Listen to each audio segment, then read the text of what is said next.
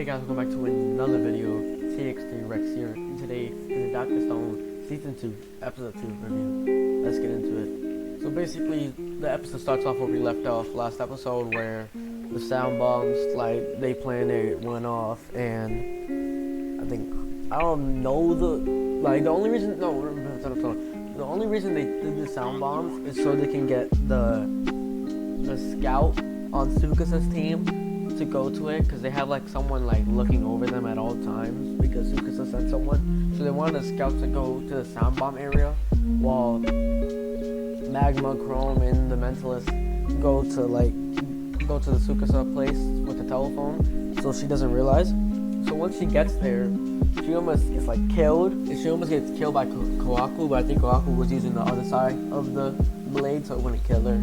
But Kawaku starts chasing her around, and basically she's just the scout is just running away. And then all of a sudden we see Senku come up with the bulb in his hand, and he throws it in the air, and then we get a little explanation saying it's basically it's a flare. It's basically a flare. So then he sets it off, and basically Kawaku and the Mentalist get blinded. And then once not the Mentalist, but the scout gets blinded. But yeah, once it goes off, basically Kawaku and the scout, the one, the pink hair girl, gets blinded. And then once she's on the floor, Senku goes and basically pins her down. And they basically captured her. So now she can't really I think her name is Hamaru. I don't know if I'm saying it right, but they basically captured her. But she's able to get away because after all, it is Senku. Senku's weak. And then she starts running. But while she was getting pinned down by Senku, he put this powder on her that basically he also made a black light. So he uses this black light that he made to look at the powder, because normally you won't be able to see the powder. And they start following her, and then they send basically Morse code to the Mentalist and Chrome and Magma, saying that Hamaru, whatever you want to say, is following her. And basically they make a plan to basically show her the cell phone. But when she saw the cell phone when she was following them, and they basically say they're not getting any signal, so they're gonna put an antenna on a tree. So once she realizes that they're putting it on the tree, she goes up there, but then it's a fake antenna. It's not real. It's just wood. So then Magma and Kinro are there and knock down the tree, and she's basically falling to her death until Kawaku captures her. And they basically just take her back to their village, because they don't want her telling Sukusa that Senku has phones now.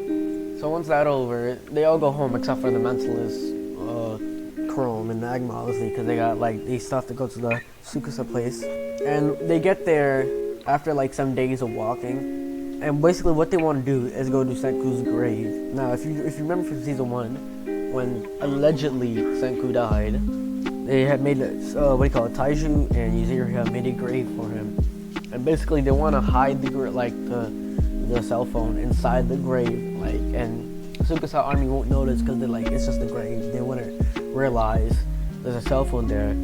But then once they're digging, there's a stone there, and when Magma breaks it, it's so loud, and the Sukusa army, they basically have someone on their team that has super hearing, he can hear really well, so he hears this and goes there and basically patch up the hole, and they just start running away.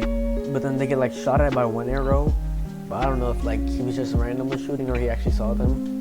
And once they get shot, they just run away, and then he starts chasing them. And then it cuts to Senku talking about if anyone can find this phone, it'd be Taiju and Yuzuru, because they know it would be there. And then at the end of the episode, Taiju and Yuzuru are at the grave, and they'd be Taiju reaches in the ground and pulls out the cell phone and rings up Senku. And then this is the first time we see Taiju and Yuzuru in the whole show. And they basically just greet Taiju and Yuzuru, he says Senku, and they basically just meet each other again.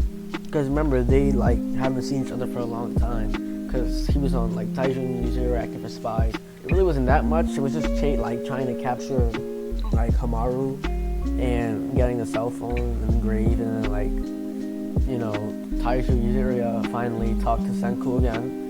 So that's it for the episode. Make sure to like, comment, share, subscribe, turn on post notices. TX3.